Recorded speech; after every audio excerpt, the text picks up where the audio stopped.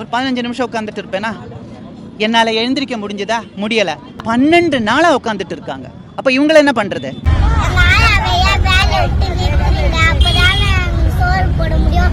அப்போ நாங்கள் ஓட்டு போட்டாங்கலாம் முட்டாளா?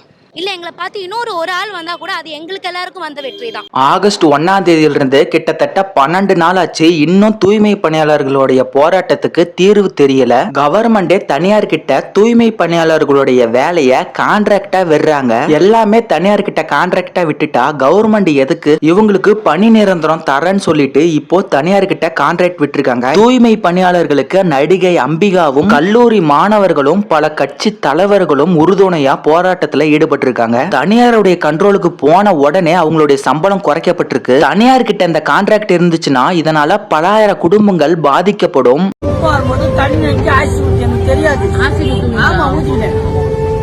இந்த தூய்மை பணியாளருடைய கையில தெரியாம குப்பை அள்ளும் போது ஆசிட் ஊத்தி இருக்கு.